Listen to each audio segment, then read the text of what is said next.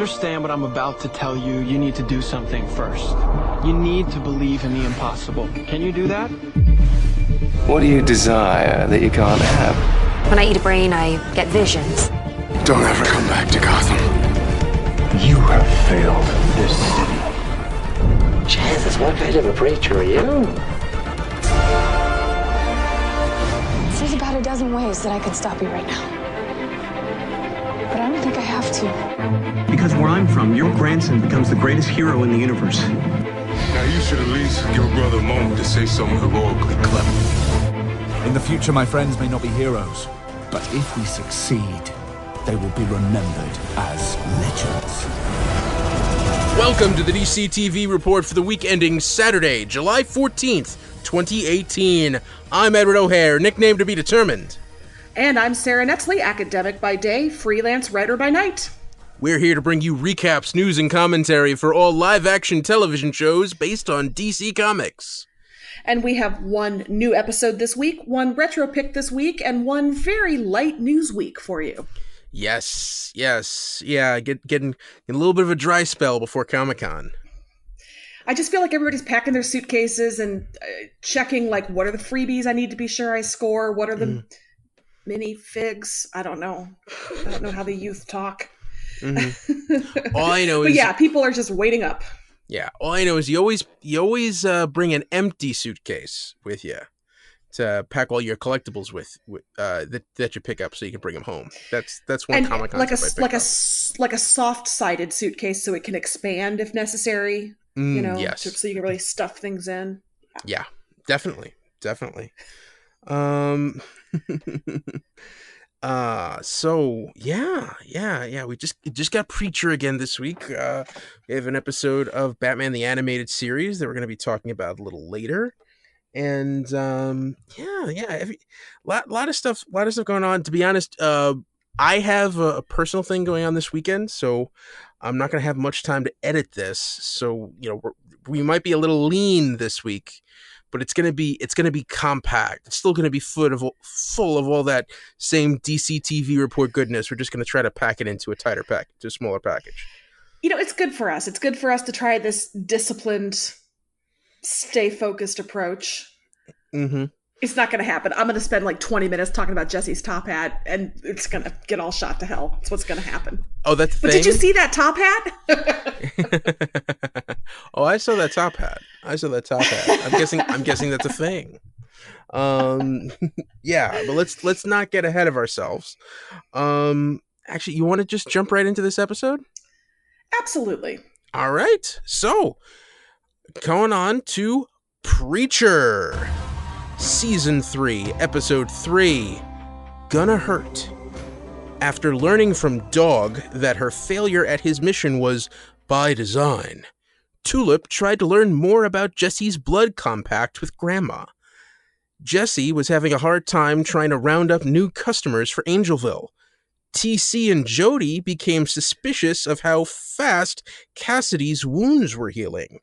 Last minute reveal, a top hat toting Jesse welcomed a crowd to the tombs and announced a fight between the pedophile teacher and Cassidy. Okay, so seriously, that top hat. I wouldn't have thought it would work so well with Preacher clothes, but it did. It really did. It's a good look. Yeah, really eerie feeling too. Like really just like, ooh, nothing good's gonna come of this. This is really scary. Well, I like that we have gotten answers. We have gotten some answers about what are the tombs. We've gotten sort of answers about how does the blood compact work. They're not making us wait, I think, for some of these reveals, which I appreciate. Some shows can misjudge the time a little bit. And this feels like it's revealing layer after layer in what I think is a pretty good clip. How about you? Yeah, definitely. And I actually watched this with our executive producer, Bill Sweeney, live as it was airing. And you pick up little things like the fact that one-eyed guy at the end of last episode was the pedophile science teacher at the beginning of episode 2. I did not realize that until Bill Sweeney pointed out to me, and he was introduced as a pedophile science teacher in the tomb scene at the end. I actually did know that was him. I guess we didn't cover that. Yeah, that was him. Yeah, Sans and I didn't realize that. That's cool. I mean, that really means that he's a zombie, I guess. You know, and not like the flesh-eating zombie. I mean, like the old school, like voodoo zombies. You know. Well, and I don't want to get ahead of ourselves, but if you, there is a teaser out for next week's episode, and we're going to learn even more about it then. So I don't want to jump ahead too much, but I do think I'm interested to learn more about how and why. I also think it does answer a little bit about maybe how he lost that eye. I was curious about that. Yeah. But if he's, that's what happens in the tombs. Stays in the tombs. So the Jesse's welcome you 6 sons of bitches felt very Preacher comic book to me. Not from the comic, but very much in keeping with the tone and the kind of the depravity of all of it. And I really like that. I am enjoying this season. I will say this episode felt a little bit more like setup to me. The first half was a little bit more people are chatting and we're kind of positioning people to where they're going to be launching into more interesting things by the back half. But that's okay. We need a little bit of that, you know? Yeah. And the back half I thought was good. The payoff was good. Yeah, I can agree. Let's dive into like real sacrilege here. Sure. And the depiction of God. And we find out, like, evidently the actor they hired in season 1 actually did a serviceable job, and, at least accurate to this version, I thought. Yes. I was delighted to see that they brought back that same actor. I like the thought of heaven being on a budget and being like, we got this guy, we killed him just to pull him into heaven, so we're going to keep using him with this pack of yahoos who are looking for me. So I enjoyed that. I also enjoyed the blonde on the back of his bike who was of a certain age. It was all very perfectly calibrated to be just that kind of touch of like, ooh, yep, this is our version of God/dog. Yes, indeed. Yeah, and it's weird, like Tulip, I liked the development with Tulip's character in this episode. I think that we're seeing a lot more out of this episode and the first episode than we have from her for the first 2 seasons combined. Well, I feel like the showrunners, the writers have finally listened to us, and they have her shouting less just to shout, and they have her a little more thoughtful, and she's reactive, but she's proactive as well in some ways, and I feel like they're writing her a little smarter this season. And yeah, she screwed up last week, but she's trying to fix it and she's doing the best that she can. That conversation she had with God is straight from the comic. So that was also really exciting to see, is that they're pulling that in, that whole don't push it. Great stuff. Also, her clothes are so cool. She has the coolest clothes. Okay, continuing. Yes, yeah. When I sat there with Bill, he actually spoke the lines, "Don't push it," with God. Did he giggle like a schoolgirl? yeah. He quoted the lines as in time with the actor, which was really fun. Yeah, and a lot to like here. I also think that she was so proactive here that it got her in trouble. That trying to find those answers ended up getting her blindsided by Madame Boyd. I love Madame Boyd and her tablet. I bet she takes payments via Square. I really like the juxtaposition of the old school versus the new school way of doing whatever voodoo magic swamp whatever that they have going on. But that was very cool. Now, did you call that the young woman was going to be Madame Boyd, or did that take you by surprise? No, I kind of saw that coming. Because like I kind of got the impression that Madame Boyd was dead. You knew obviously that was a mannequin. Yes. When you walked in, so that was kind of my best guess. But I still liked the way it played out, and it was believable to me that Tulip would get caught off guard like that. I was not expecting Norman Bates's mother necessarily, but I did expect some kind of dummy of some sort. But yeah, and I like that Tulip hasn't lost her confidence as much as somebody in her situation might. Like, she figured she could handle that in a fight. You know, she could take care of herself and she could fight her way out of there, and she goes to do it. I've always been a fan of Tulip, book and show, and I'm glad that she is back and she isn't PTSD Tulip last season was a little hard to watch. And so I'm glad that she's a little more feisty this season. Yeah. Now, I will say, the show is walking a line for me, and it's doing a pretty good job, but Jesse needs to be a little more, Jesse needs to use his words with his friends a little better. These are dangerous people. You need to go. Just trust me. No, Jesse. No. You need to sit down and be like, okay, listen, here's the deal. There is a pedophile teacher locked in the basement who's missing an eye, and he's been there for 20 years because he crossed grandma because of this. You need to get gone. I think Jesse needs to, he keeps telling him she's dangerous, but he's not giving them evidence. And if he would communicate a little better, maybe they'd listen better. So I'm on the edge of frustrated with that, but it's driving character motivation and character actions in a way that I find interesting. So I'm willing to let it happen. I don't know. Am I being too hard on Jesse here? Well, I mean, you gotta figure he's got a lot going on. He's in a lot of different he's got a lot of different places right now. He's got to worry about the blood compact with grandma, getting people to Angelville, without putting people in danger, because he doesn't really want to open the tombs, even though he ends up having to. Getting his soul back from Herr Starr and trying to deal with Grail. And, and also the fact that I think he's trying to tell Cassidy what's up, but Cassidy hates him so much right now that, even if he was straight with him, it might not even matter. That's a good point. And maybe I would have been satisfied if he'd been a little more direct and Cassidy was just like, screw you, you're trying to scare me off. You just don't want me to have Tulip. And Cassidy did say that. That's the thing.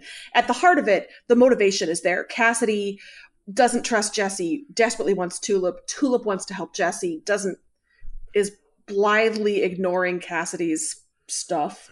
So all the emotions are there and I'm enjoying it. There were times that I was like, Jesse, just spell it out a little bit more, just a little bit more. But I will say the person who did spell it out really well was TC.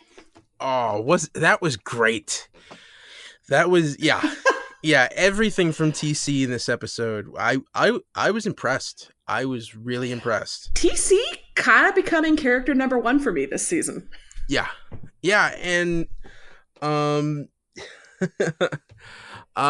first off, like, when in just open conversation, you ask someone if they want to see your dingle. No. My first thought is that's got to be code. That's like, is that like a pet caterpillar he dug up in the yard, or is that? Oh, so you're going euphemism. Yeah. I'm more going like, has the Me Too movement not made it to Angelville? It hasn't, has it? That's like an arts and crafts project he's been working on, right? Oh, is it your puppy? Yeah, like, oh, and then finally, like, he was serious. Oh, wow. Oh, and Tulip's taking him up on it. All right. Okay. Oh, that's right. Yeah. This show would do that. Okay. All right. Yeah. Shame on us for being surprised.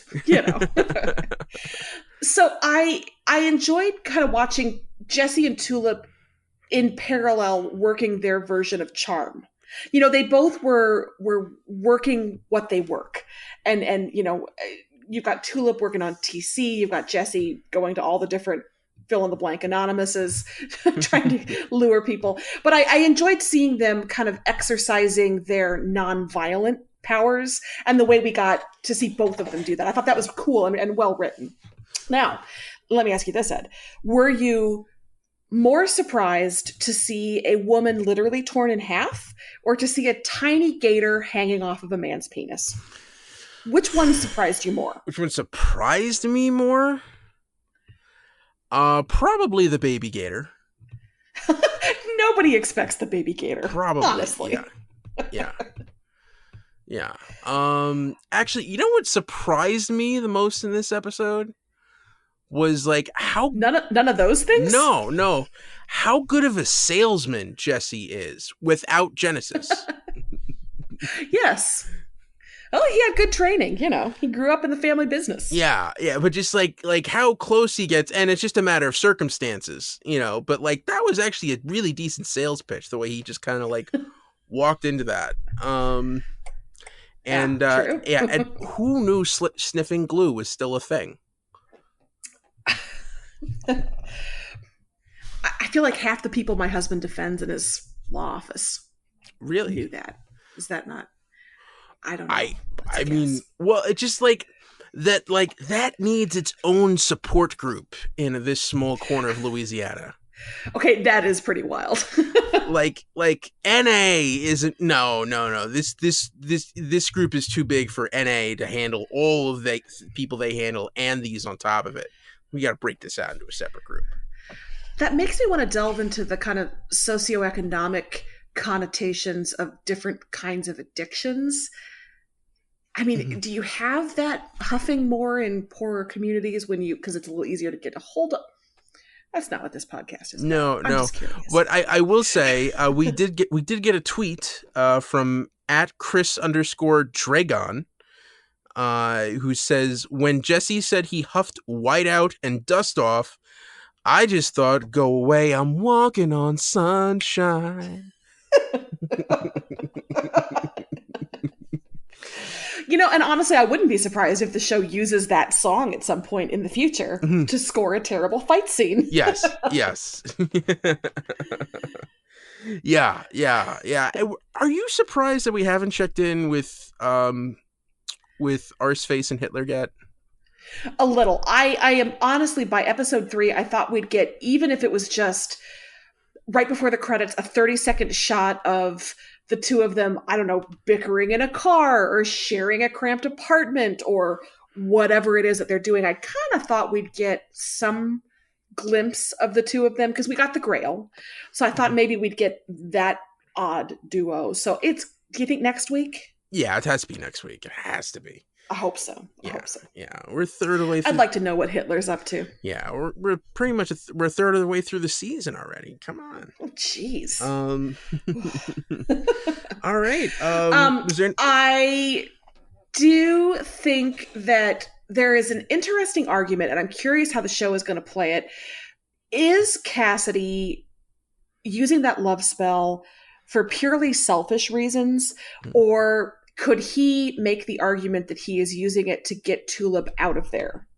You know, could he genuinely say, if she loves me, she'll leave with me, she'll be safe. I didn't do it for me, I did it for her. And I'm curious how the show will play that. It just occurred to me that could be kind of a fun, whether he's lying to himself about that or whether that's truly what he thinks. There are a lot of different ways that you could play that love potion. And also there's a lot of wacky hijinks to be had from that, I think, depending on how it's deployed and how it works. But I'm curious how that will pay off. Yeah, definitely something to look forward to. Yeah, poor Cassidy. Poor Cassidy. Yeah, he's. It's funny. We always talk about winners of the week, but if there was losers this week, oof, I don't know. All right. Was there anything more you wanted to say about the episode, or? Woman torn in half. Yeah. No. I think that pretty well covers it. Yeah, that was a great flashback. TC's a great narrator, gotta tell you. He is. All right, there was no news for Preacher this week, right? No, just the teaser shows us we're going to get more young Jesse flashback, and we're going to learn a lot more, I think, about how the tombs operate. So tune in for that. All right, let's hear some news for other shows. All right, so let's move into the CW verse, where Arrow, we have Mark Guggenheim tweeting a shot of a slab-side maximum security visitor's pass that oddly enough expires on June 31st, 2019, a day that will never come. But I just think it's kind of cool that he's got, a prop made up and he's hyping the slab side. More interestingly, I think, is a couple more casting notices for this upcoming episode or season of Arrow. The hashtag show runs down 3 roles they're looking to fill. One is Dover, a 30 or 40 something male, physically intimidating but not terribly bright, will be a recurring character. We've got Leah, a 30 something woman who is a world-class mercenary. And then we have Angeline, a diverse woman in her 30s, a fierce fighter despite her smaller stature, experienced in stealth, can wipe out buildings full of foes all by herself, and then she's gone like a ghost. She thinks very highly of her own work. She will be a recurring character. The article I read wondered if Angeline might be Batwoman. Ed, what do you think? To me, the small stature thing is a red flag. That doesn't really. That's not a distinguishing characteristic of Batwoman. I don't know. I mean, Batwoman did go to West Point, but she was kicked out. Don't ask, don't tell. Yeah, I mean, that does seem like an interesting character, but it doesn't really fit the Kate Kane Batwoman from the comics. So, well, I also wonder, Batwoman was mentioned in conjunction with the crossover, and so I truly thought Batwoman was going to be a 1-episode crossover only character, because Gotham isn't a playground that I think the CW gets to play with the way it would like to. So I was kind of thinking of Batwoman as a once and done crossover character. Oh, look, Gotham. Okay, now we're back to our regular scheduled program. Yeah. So the fact that this is recurring, and I have no evidence for that. It just seems logical to me that Batwoman would not, Gotham isn't going to be a regular thing on the CW verse, but maybe it is. I don't know that either way. It just doesn't feel like Gotham's going to be a wink at it in 1 episode, then we move on. Well, no, I mean, I'd gotten the impression that she was going to be a recurring character, but I didn't think that we were going to meet her until the crossover. And the whole big thing of the crossover was like, okay, we're going to start introducing Gotham characters, Gotham-based characters. So I don't know. That's speculation on both our parts, but yeah, but do we have they announced when the crossover is going to be next season? No, but I mean, the last few years, it's always been like the week before the mid-season break. So, I'm guessing it's going to be in December. Not that it matters. I'm just curious if they're casting now for episodes that aren't going to air until December. I'm trying to logic through. Yeah, and I don't know. Before the crossover, after. Yeah, I don't know if that's the case. So. Same. I couldn't remember if we had seen any dates. I don't think we have. No. Anyway, long story short, Arrow's bringing in some people. Some smart, some apparently less so. Mm-hmm. Some small and ghost-like. So cool. All right, just quickly before we move off of Arrow, I do want to point out on DC at DCTV Report's Twitter page, a conversation broke out regarding salmon ladders. More just pics of Stephen Amell climbing the salmon ladder over and over again. And during ladies who post that, you're doing God's work. Keep going. Yes. So, our buddy Steph from Gotham Lights at Bad Wolf Bay 87 pointed out that the next best thing to watching Stephen Amell go up a salmon ladder is watching him smell a baby at a con. It was shortly after he became a dad because he missed his baby. It was adorable. Steph, if you don't know, usually likes to volunteer at Phoenix Comic-Con every year. So I'm guessing that, yeah, and she usually handles the waiting lines for celebrity signings. So things you pick up. She's got a million stories. I think it's nice that Stephen Amell has a future career as somebody who just smells babies and does salmon ladders. That feels like a growth industry for him. Mm-hmm. So, well, isn't that like a politician thing? Like just kissing babies? Like, isn't that like? Oh, we need to insist that our politicians start doing salmon letters. Salmon letters 2020. And just quickly, I'm at Sara Netzley on Twitter. So if you would like to send me your Stephen Amell doing salmon letter gifts, I would welcome that. When I was recapping for EW.com, I did a salmon letter count every week. There was shockingly few the season that I was doing it. Very disappointing. Aww. Core competency. They've drifted away. Anyway. All right. Baby sniffing salmon letters. Okay. Next. Black Lightning. Black Lightning. Okay. Black Lightning. We have the titles for the first 3 episodes. Okay. Of season 2 of Black Lightning. They will be The Book of Consequences, The Rise of the Green Light Babies, chapters 1, 2, and 3. Okay. And listen, Black Lightning had better give us literally rising babies that are glowing green, or I'm going to be really disappointed. Wow. Okay. And this also points out that the first story arc is going to be 3 episodes. We have a 3-episode arc opening the season. Which will be cool. Yeah. We still don't have a count of how many episodes that season's going to be, right? I don't believe we've seen anything substantiated about any of the episode counts. Because I would be interested if Black Lightning and Legends have a shorter episode count that like they usually do. But yeah, okay. Honestly, if they want to do a shorter episode count for all of them, I welcome it because I think that forces slightly leaner storytelling. Mm-hmm.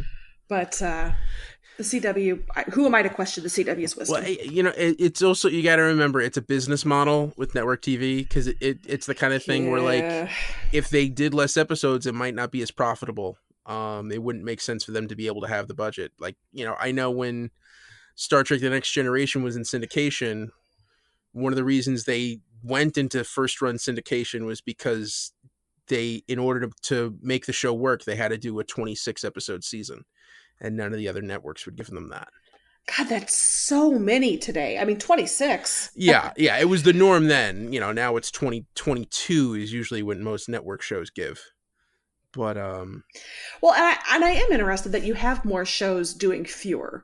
Especially, I feel like the CW especially does shorter seasons for some of their shows. iZombie, Black Lightning, Crazy Ex-Girlfriend. So they seem a little more willing to shorten things, but I do think there would be concern, if not an all-out fan riot, if they said, okay, Arrow's going to be 15 episodes next season. That would be, I think, received with alarm and anger. Yeah.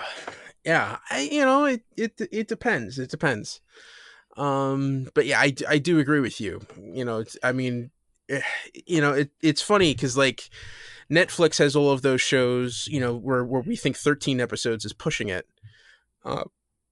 But which was another big conversation that broke out on the DCTV Report Twitter account this past week. Yeah, something to think about. All right, what's up next? Okay, moving on to the DC Universe. We have some information about what is going to go down with the DC Universe at Comic-Con, which is this week as you're listening to this podcast.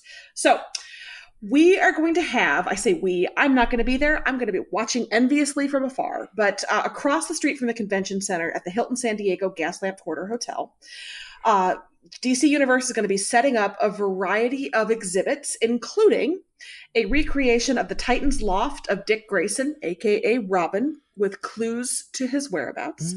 We're going to have the lab of Doom Patrol's Dr. Niles Calder. We're going to have Young Justice Outsiders Watchtower headquarters. We are going to have Harley Quinn's Chaos Room and the Louisiana swamps at the center of Swamp Thing. Wow. So it looks like it's going to be kind of an immersive walkthrough. Fans get to kind of, see and interact and experience these things. There is only going to be one actual panel for the DC Universe. That's going to be Friday's Young Justice Outsiders panel. So that's probably the only chance we're going to have for live Q&A with the public. Hopefully they'll tell us when, where, how much, how to access, all those things we've been talking about for months. I personally am a little surprised that they're not going to do something with Titans, since that's the live action kickoff to DC Universe. I kind of expected to see a big panel, but who am I to question DC? Just like who am I to question CW? So yeah, I don't know. Yeah, they're being very. It's funny because like it feels like they're showing us so much about the show, and I feel like we really know nothing. Well, all I know is if Comic-Con ends and we don't have a release date or an amount for subscription, I will riot in the streets. Mm-hmm. I mean, if they don't give it to us next week or this week as you're listening, what are they doing? Yeah, could we just get one still image of the whole team together in the same shot? Like, nope. Ed, you're asking for the moon. Like, can we have a clue as to what Beast Boy and Starfire are actually going to look like on screen, and not these cagey set photos? No, come on, Ed. No. What you want information about this show? No. Stay in the dark. Like it in the dark. Okay. No, I'm with you. It's they've been really cagey, and I'm hoping we get something splashy and big after, at Comic-Con. And if we don't, I'll throw up my hands in disgust. But I'm optimistic we'll see something. Mm-hmm. But no panel is frustrating. That would have been nice. Okay. All right. All right. So anyway, stay tuned next week to our podcast when hopefully we'll have the rundown of everything that is unveiled at Comic-Con. Moving into specifically Titans, we do actually have some news, and that is episode titles for the entire run of the first season of Titans. Are you ready? Go for it. Okay. We have Titans, Hawk and Dove, Starfire, Rachel, The Doom Patrol, The Messenger, Jason Todd, Angela, Donna Troy, which I always want to read as Deanna Troy, but this is not Star Trek. Hank and Dawn, Coriander, Dick Grayson, and the season finale, Raven. So every episode, a person. It's a person. So I'm curious if that's going to be kind of like Lost style, follow one character, do flashbacks, dive into that character's backstory, history, secrets, motivation. Yeah, interesting. Do you think that would work from what you know about Titans? Yeah, definitely. I mean, it is one way to make things simpler. There's different things there. I think it's interesting that the episode titled Hawk and Dove comes before the episode titled Hank and Dawn. I think that's, whereas Rachel comes before Raven. So it feels like, you're working up. Although Starfire comes before Coriander. So I don't know. I don't know what to make of it. Help me out here. Jason Todd is a Robin? Yes, that was the second Robin that fans called a 1-900 number in the late 80s and voted for him to die. Voted for him to get killed by the Joker. The Joker had the Joker, hit him with a crowbar, and there was an explosion, and they say, will Robin survive? And there were two 1-900 numbers, tell us, and they voted to kill him. Did he deserve it? Yeah, he was really annoying, and no one deserves to die. No one deserves to die, but yeah, he was pretty annoying. I think they could have, it's comics, so yeah, if you're going to get rid of a character, and he stayed dead for a good 15, 20 years. So, there's that. It'd be interesting to see if he's more likable in this version. Okay. All right. So the other thing we have about Titans is actually kind of a full description of what the show is about, kind of the elevator pitch for it. So Titans follows young heroes from across the DC universe as they come of age and find belonging in a gritty take on the classic Teen Titans franchise. Dick Grayson and Rachel Roth, a special young girl possessed by a strange darkness, get embroiled in a conspiracy that could bring hell on Earth. Joining them along the way are the hot-headed Starfire and lovable Beast Boy. Together they become a surrogate family and team of heroes. Aw. All right. So does that meet your expectations for kind of what you were thinking this was going to be about? Yes, it does. I think that's a solid way to go. By the way, I apologize for the lawnmower in the background. There's really nothing I can do about that. If you're hearing that, someone is mowing their lawn. Shout at them to get off your lawn. Get your cane. Get your old man robe on. Get off my lawn. Who mows their lawn at 8:00 at night?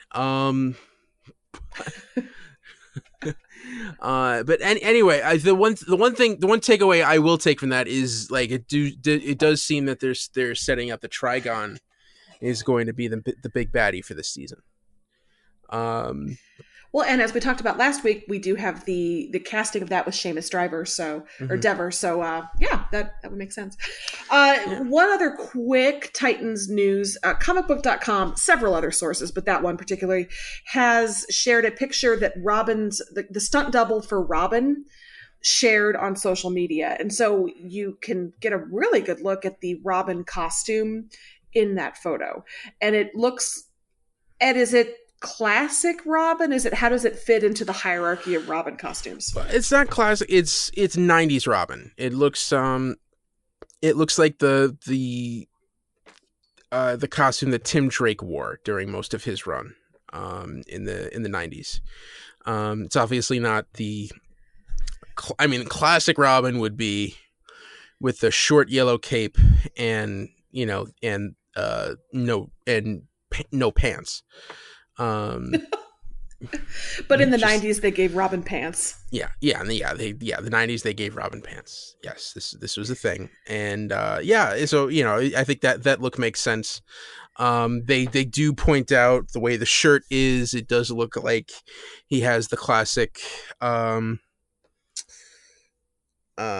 buttons, but just like the straps there to pull the shirt together, which are more decorative on that. But I was happy with that. You say 90s Robin, and I assume he's in flannel and Doc Martens, a Soundgarden t-shirt. I'm describing my senior pictures. It was sad. It was a sad time. Yeah, no. Just means he has pants. So the last thing I'll say about this, and Ed, we didn't actually talk about this off air. I forgot to mention it, but the Emmys were announced this past week, and the only DC thing I saw on that whole list of Emmys nominations is Teen Titans Go was nominated for Outstanding Short Form Animated Program for the self-indulgent 200th episode spectacular parts 1 and 2. So Titans adjacent, but you go Teen Titans Go. Way to go. There we go. All right. And there's one last piece of news, right? Yes. Big news. Why the Last Man? Why is music? Apparently officially moving forward at FX because we have all the casting news. Are you ready? Run it down. So we have Barry Kagan as Yorick. You may know him from Dunkirk. We have Diane Lane as Senator Jennifer Brown, Yorick's mother. You may know her from Under the Tuscan Sun or her Oscar nomination for Unfaithful. Or Martha Kent in Man of Steel. Oh, right. To keep it on brand. Sure. Or was she in Must Love Dogs? What's the terrible rom-com? I believe she was, yes.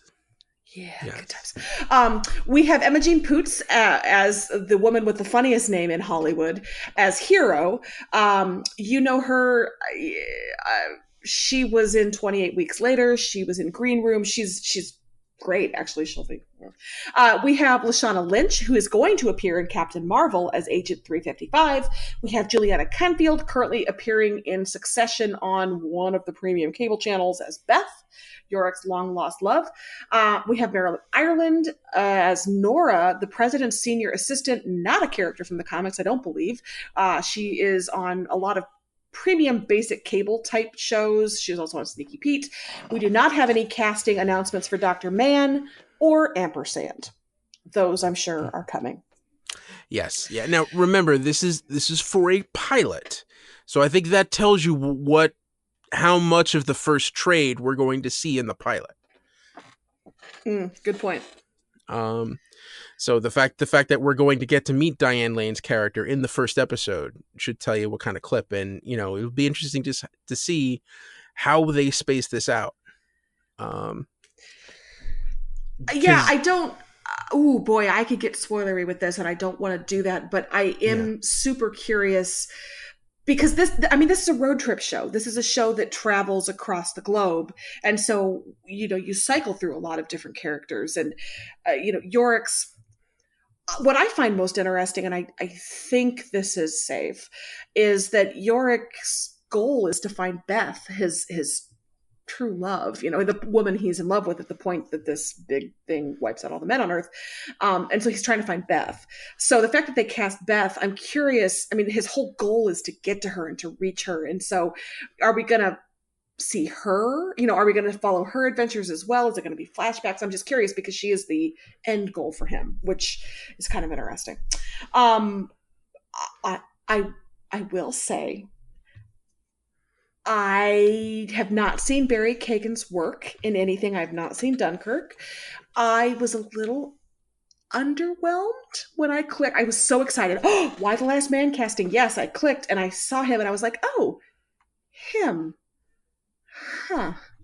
But I trust them. I trust that they have tested the crap out of everybody. They know this show's success is going to hinge on Yorick. I assume it's going to be great. I just was a little like, oh, that's not what I pictured. Huh. Ed, make me sound like less of a jerk. What did you think? I think it is an interesting choice because I've only seen him in Dunkirk, and in that show, he's the main character in the scenes on the mole, the beach. And it's just this guy who's, going through this incredibly dangerous situation and, basically dodging bombs and bullets the whole time. And he definitely has the look and he can be scared and everything. But he didn't talk that much in that movie.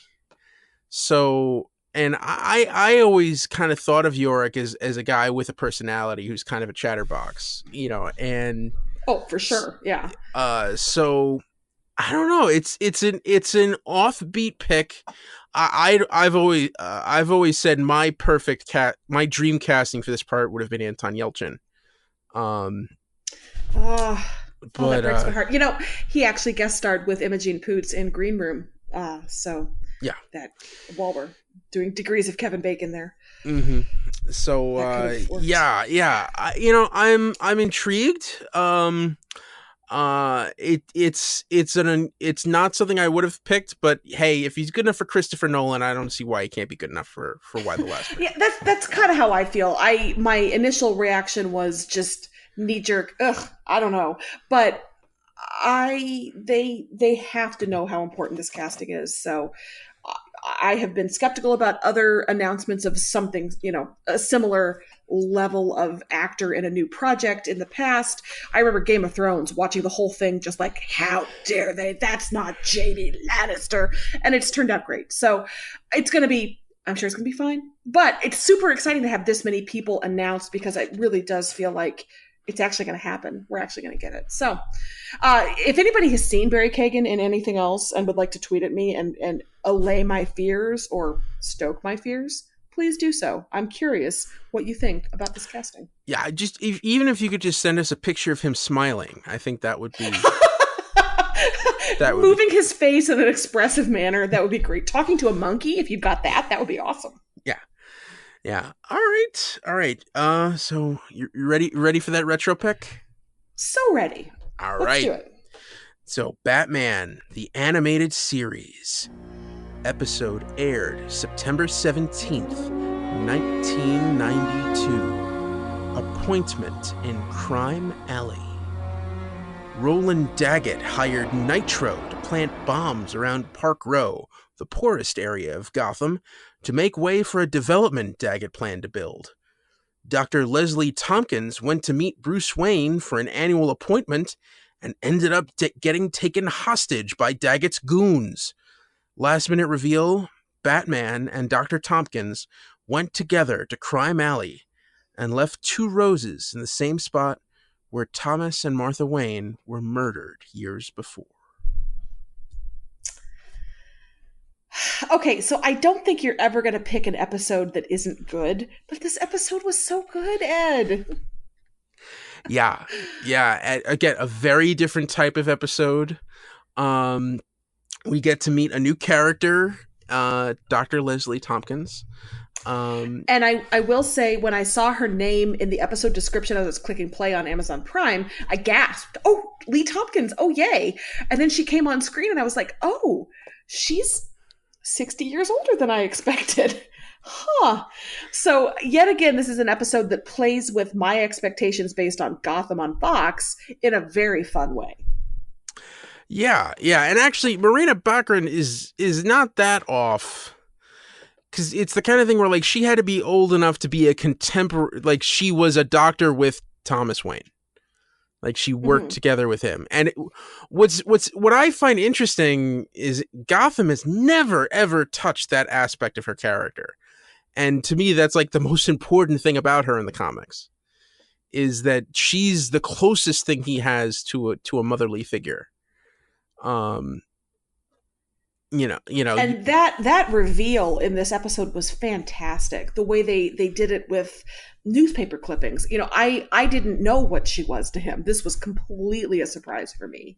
So that was very effectively revealed, and just such an interesting facet of Batman's and Bruce Wayne's character, personality, and then that relationship. Very, very cool.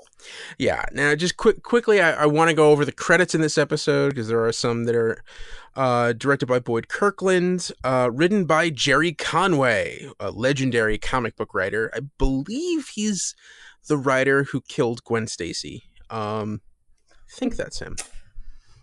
But then also for voice cast, the guest cast, we had Ed Asner returning as Roland Daggett, Marie Devon as Summer Gleason, David L. Lander voiced Nitro, who will forever only be known to the world as Squiggy from Laverne and Shirley. No. Oh, I didn't put that together. Okay. Dr. Leslie Tompkins was voiced by Diana Muldaur. Dr. Pulaski from the second season of Star Trek The Next Generation. And she had a run on LA Law, which I know ended surprisingly when she fell down an open air elevator shaft. Oh, that was her? Yep. I like that I learned so much about 90s TV when we do this section. Yes. The guy on the billboard, actually he did like 3 or 4 voices in this, but Robert Ridgely was the hangman in Robin Hood Men in Tights. And Crocker, who was hanging around with Nitro and tied up Leslie Tompkins once they took her hostage, was voiced by Jeffrey Tambor of the Larry Sanders Show, Arrested Development, everything else, and recent unfortunate news stories. Yeah. But yeah. So really stellar cast. Still voice cast. They really know how to pull it out. And there are some other people in here. It's funny. Like these offbeat people who, maybe did have a big TV show, you realize that not all of them go away. A lot of them just, they just voice cartoons. It's good work if you can get it. Yeah. Now let's talk about Roland Daggett's plan. So he wanted to build this development in Park Row. And the city said, no, you can't, because the residents won't leave. So he thinks, well, if I blow it up, now they'll have to let me do it. Is that necessarily the case? Any kind of foul play going on here? Well, it's as far as supervillains go, it's not a bad plan, actually. He wanted to make sure it would look like it was a natural occurring, gas lines or whatever. Once it's leveled, he's going to step in with his development money. I'm not saying I was team villain this week, but I see where he was coming from. It wasn't the worst idea. Yeah, and it is interesting to see, the bad guy in this one is corporate greed. It's not. Yep. You have Nitro, who's like half a supervillain. but I mean, he's got the name and the weird habit of blowing things up. But the real mastermind in this is just a suit. Just a real estate developer. He's just trying to make a buck, man. He's just trying to build a strip mall. Yeah, I mean, because obviously the face cream didn't work out. So the fact that he's still around. He was diversified. He was smart in his investments, and I think we need to give him some credit. I don't know why I'm defending him. I'm really going out on a limb here for the villain of the week. Yeah. So, I loved the countdown and the focus on watches and time, and it was a slightly different way to structure an episode, and it was clever and it was fun. And man, that was Batman's horrible, terrible, no good, very bad day. Just one thing after another. Mm-hmm. Poor Batman. Did you notice the score a lot in this episode? Oh, I notice the score every week because I'm a forward band nerd, and the music sounds like it's so fun to play. But yeah, no, I noticed it especially this week. Just lots of trills and runs and big crashes and good stuff. Yeah, because I feel like especially because you had a lot of Batmobile scenes, and it's funny, like you have like they made a point to show off, the same moment from the first Michael Keaton movie where he puts the shields on the Batmobile. Uh-huh. And I believe those were the same sound effects from that movie when he just like hit the button and all the shields went up when the crowd was surrounding the Batmobile. They also had some kind of interesting close-ups on the wheels that showed the Batmobile maneuvering through traffic. Yeah.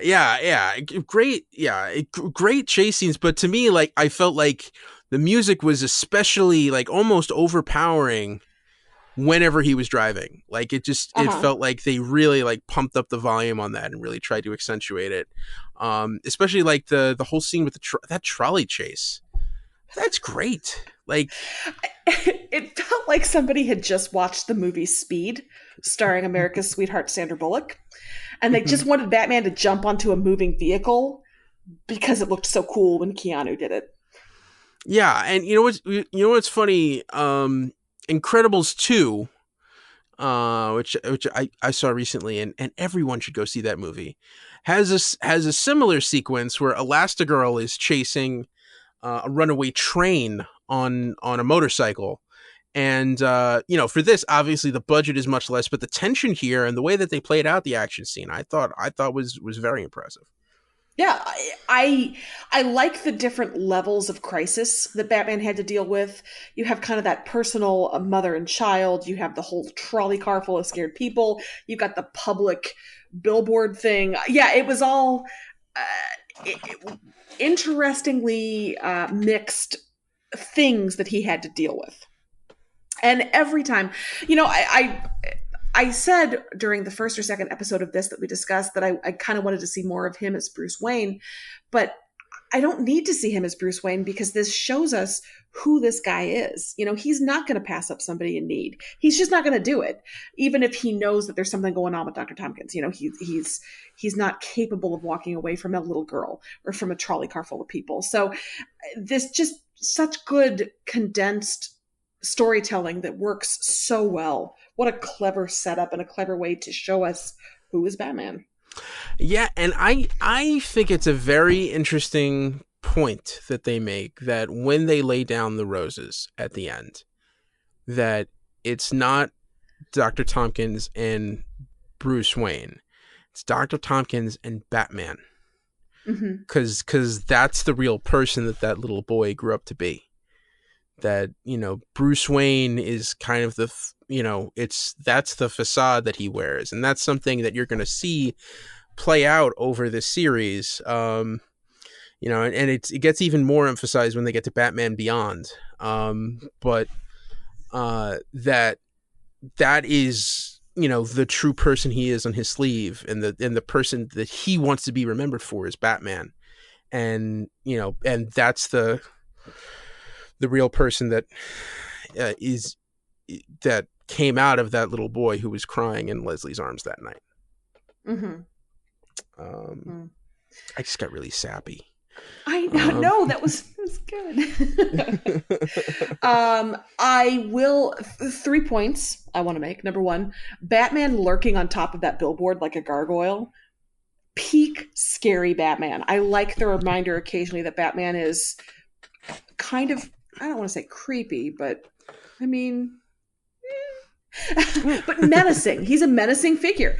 I also like that he needs to work on his interrogation technique because he was so rough with that poor addled homeless person. On the other hand, knowing who Lee is to him, it makes sense. You know, at the time I was like, dude, you need to pump your brakes. But then you realize, oh, okay. Well, he is very concerned about her. But yeah, maybe he needs to learn that more sugar than vinegar sometimes gets results. Batman. Yeah. With a poor scared guy. I mean, also, you're dressed in the giant bat costume. Smiling isn't going to help that much. Hey, buddy, it's your friendly neighborhood Batman. Hey, could you help me out with the... No. If anything, it makes you scarier. Oh, Batman's a psycho killer. Oh, my God. He killed me, but he was smiling the whole time. It was so weird. Also, real quick, shout out Bruce's old-fashioned shirtless workout. He's like working the parallel bars like a weird, we had this exercise on the Titanic, and he's doing it shirtless, and Alfred is watching. It was very strange, but I liked it. He was moments away from full-on Oliver Queen salmon ladder. It was like in Game of Thrones when they used to have Littlefinger go on and on about political maneuverings in front of naked prostitutes. Like, Bruce is shirtless. He's working out on the parallel bars. All right. That's what we're doing this week. And cool. they think this is a kid's show. It is not. It is not at all. All right. So, ready to find out next week's episode? Oh, so much, yes. Okay, so next week, if you're watching on Amazon Prime or you have the DVD collection, it's Volume 1, Episode 7, P.O.V. Ooh. I don't know what that's going to be about, but I hope it plays with narrative. All right. So, I think... Winners of the week. What do we got? All right. Well, you know, Ed, this is really hard with only one episode a week. Yes, it is. But I picked one that actually works for both Preacher and for Batman this week, and that is stylized flashbacks.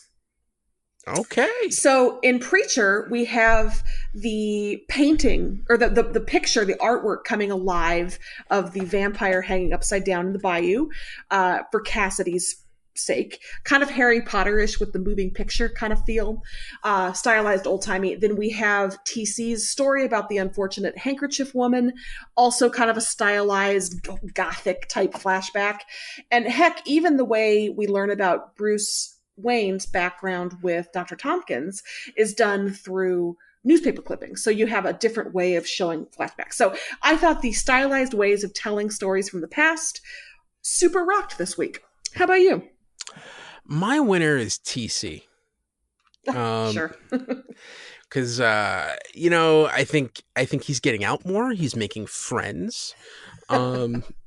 He got to share his dingle with someone.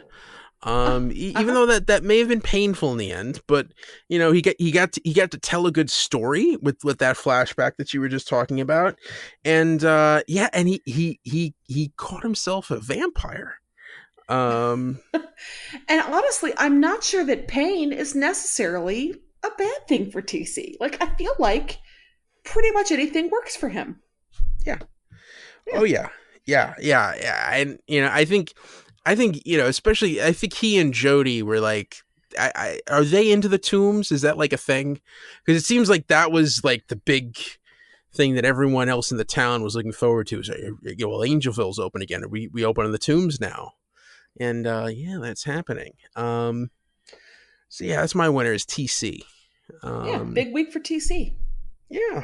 All right. And that's our show for this week. That's the DC TV report. Thanks everyone for listening. You can find us on Twitter. I'm at Edward O'Hare TBD. I'm at Sara Netzley, SaraNetzley. And follow the show on Twitter at DCTV Report. Send along your emails. You haven't gotten one in a while. DCTV@wickedtheory.com. Also be sure to subscribe to our show on your podcast app of choice. And check out our sister shows, the Wicked Theory Podcast and Preacher vs. Preacher. This has been a Wicked Theory Studios production. Executive producer, Bill Sweeney. Visit us at wickedtheory.com. Shazam, everybody. Shazam. Shazam.